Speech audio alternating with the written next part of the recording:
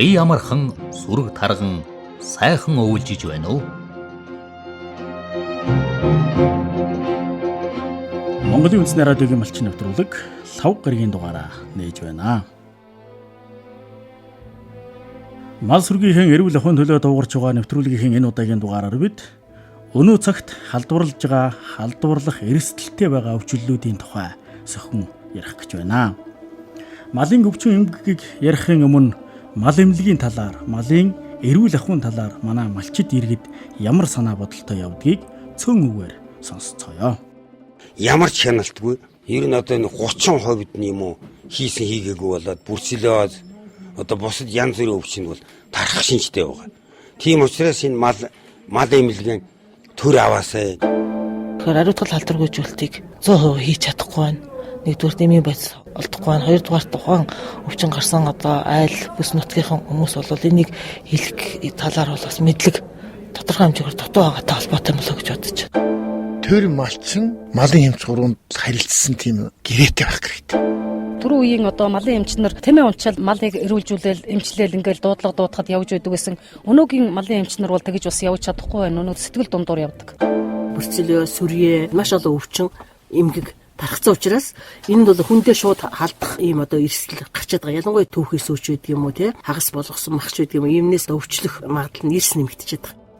За та бүхэн сая хангай, говь, тал хээрийн бүсийн малчдын санаа бодлыг товч сонслоо.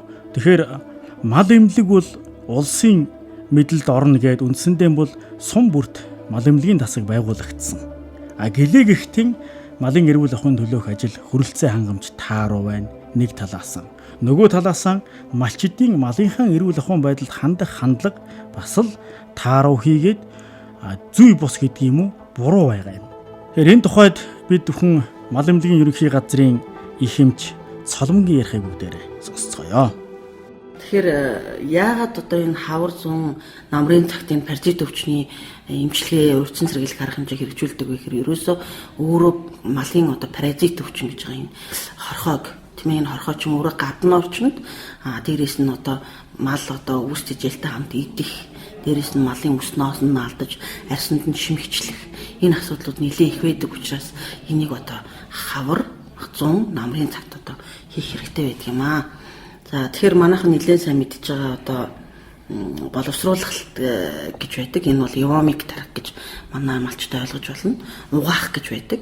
Тэгэхээр энэ бол гадна шимэгчийг одоо устгах, малыг илүү тарган болох, өнгө зүс сайтай болох, арьс шир нь одоо мөхжилтгүй сайхан арьс шир авах тийм ээ. Ноосны гарц ариун байх, ноолуурын одоо дараа жилийн хаврын ноолуурын гарц ариун байх ийм одоо боломжоор хангадаг. Дотор одоо шимэгч хорхоог юу гаргадаг гэхээр туулгын юм гаргадаг байгаа. Тэгэхээр эхлээд одоо яах вэ гэхээр малаа сайхан туулгах, угаах энэ одоо евомик тарих энэ ажлыг хийсний дараа намрынхаа бэлтгэл рүү орчихно гэсэн үг л дээ. Тийм тэгэхээр вакцины тухайд бол одоо малын эмчнэр өөрсдөө очиод хийж байгаа энэ вакцины хаана хийж байгаа гэхээр зөвхөн уг халдварт өвчин гардаг тэр бүс нусагтаа л хийгдэнэ. Өөрөөр хэлбэл нэг багийн нэг хэсгэн толгоон үүрт ч юм уу тийм ээ. Эсвэл нэг горхины одоо аман дээр ч гэдэг юм уу нэг өвчин гардаг бол зөвхөн тэндээ зусдаг, намарчдаг айлуудтаа л хийнэ.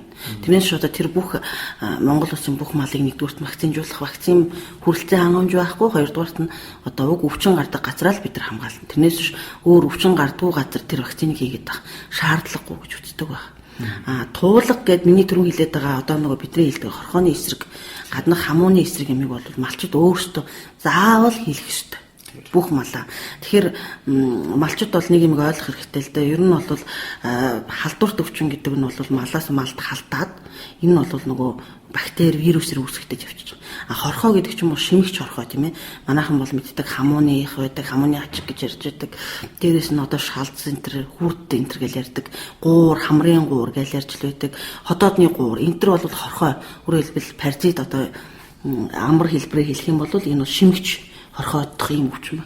Энэ өвчин бол энэ өвчнөөс эмчлэх, сэргийлэх асуудал бол малчин хүн болгоны одоо энэ малтаа анхаарах ёстой зүйл байгаа. Тэгэхээр халдварт өвчнийг бол малын эмчнэр өөртөө очиод хаана их вэ гэдгээ тохироод хараад хийчих юм байна. Паразит өвчнийг бол малчин өөрөө зайлшгүй бүх малчин өөртөө зайлшгүйгээр одоо өөрийнхөө малд анхаарч хийх ёстой. Манай малчтын нэг алддаг юм юу гэдэг вэ гэхээр өөрөөсөө захаас одоо Улаанбаатар хотод орж ирээд гэдэг юм уу эсвэл одоо Төвсөрөн газар орж ирээд малын юм авчиггуудаас ерөөсөө сайн гэсэн юм болохоор л оюун сайн гинлээгээл авчдаг. Тэр хүн одоо хэдийгээр малчин хүн тийм ээ малаа мэддэг гэж байгаа боловч яг одоо малын эмчийн заавар зөвлөгөөгөөр тэрийг хэрэглэчихээр нөгөөх им биш болоод өөрөөр хэлбэл нөгөө имжлэх гэж байгаа юм уу сэргийлэх зорилгоор хийж байгаа хэсэг нь тодорхой байгаад нөгөө тун заавраа зөрчөөд ингээд нөгөө баахан Евамик өөрийнхөө мөнгөөр худалдаж авч жагаад очиод тэгээд ямар ч үр дүнгүй болдог.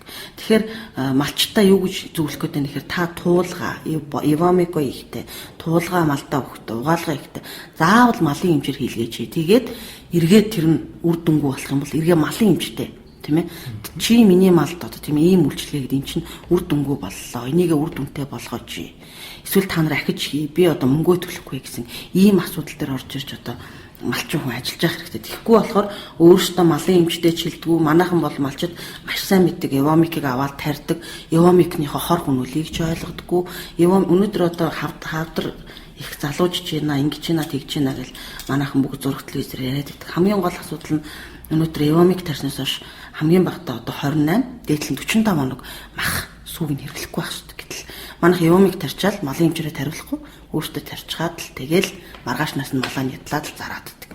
Тэгээд та энэ бол ингээд хавдар үүсгдэг штэ гэхээр би яадаг гэртээ өөрөө идчихэж байгаа. Өөрийнх нь идчихэж байгаа малаас хоттой байгаа ач зээдэ хажуудаа байгаа нэлхний найд бүгдээрээ идчихэж байгаа штэ тийм ээ. Тэгэхээр ийм учраас заавал энэ малын эмчилгээний урьдчилан сэргийлдэг эмчилдэг энэ бүх юмнуудаа бол малын эмчээр хийлгээч гэж малчтаа бүр зориуд хэлж одоо хүсмээр байна. Та бүхэн сая сонслоо. Яг өнөө цагт өвлийн улиралд мал сүрэгт халдах эрсдэл бүхий нэгэн өвчлөлийн тухай одоо бүгдээрээ зөвлөм сонсцгоё. За галзуу өвчнөө сэргийлэх арга хэмжээний талаар одоо тавьж ярья. За галзуу бол байгалийн голомтод халдварт өвчин гэж үздэг. За энэ байгаль дээр зэрлэг амьтад за ялангуяа мэрэгч амьтан за тэгээд өвсөн тижээлт амьтан за махчин амьтдын хооронд энэ одоо халдварын голомт эргэлдэж байдаг. За тэгээ махчин амьтнаас одоо галзуугийн халдвар явсан махчин амьтад гэрийн тижээвэр амьтанд ноцсны улмаас одоо галзуу өвчин гэрийн тижээмэл амьтанд дамжих одоо гэрийн тижээвэр адуу өхөр хоньяма тэмээ за тэгээд одоо нохой мууранд одоо дамжих ийм эрсдлийг бол үүсгэдэг. За дэлхийн амьтны эрүүл мэндийн байгууллага дэлхийн хүнс хөдөө аж ахуйн байгууллага бол төв суурин газарт л галзуу өвчин орохоос одоо ямагт сэргийлж байхыг бол зөвлөдөг. За энэ нь одоо төв суурин газарт зэрлэг галзуурсан амьтан орж ирэх юм бол төв суурин газрын нохой мууртай ноцолдоод халдварын тархалтыг одоо нэмэгдүүлэх, за хүн халдвар авах их үндсийг одоо нэмэгдүүлэх ийм аюултай гэж үздэг байгаа юм. За ийм учраас бол төв суурин газар тайлбарлахаар галзуу өвчний голом өвчтэй мал амьтныг оруулахгүй байхыг л ажиллах хэрэгтэй. За галзуугийн голомт бүхий, за галзуу гарсан нутгийн мал нохойг сэргийлэх вакцинаар заавал тариулж байх хэрэгтэй. За нэг нутагт галзуугийн нэг л тохиолдол гарвал тэр орчмын малыг вакциндах шаардлагатай. Яагаад гэвэл тэр орчимд нь одоо галзуугийн ямар нэгэн одоо холбогдолтой үнэг, чон, хярс байх магадлалтай гэж үздэг учраас тэр нутгийн малыг бол вакциндах шаардлагатай байдаг. За галзуугаар хүн өвчлөдөг учраас шижигтэй амьтанд ноцуулсал байвал хүн эмнэлэгт хандаж вакцин тариулах ийм одоо шаардлагатай. За энэнийг бол иргэн бүр мэдэж байх нь чухлаа. За галзууд малаа хазуулсан, ноцуулсан энэ тохиолдолд бол тэр дарийд л одоо малын эмчтэй хандаж галзуугийн голомтыг устгах арга хэмжээг авч хэрэгжүүлэх нь чухлаа. Сая та бүхэнд малын их эмч сугар өвлийн улиралд мал сүрэгт халдах эрсдэлтэй бөгөөд өнөө цагт голомтлон илэрч байгаа нэгэн өвчний тухай мэдээлэл зөвлөгөө өглөө. Ингээд дараагийн нэвтрүүлгээр эргээд уулзцгаая. Өндөр сонсогчдоо Монголын үндэсний радио малчин нэвтрүүлгийн шинэ дугаарыг явууллаа. Нэвтрүүлгийн редактор Зогт Эрдэнэ, найруулагч Оюун Цэцэг.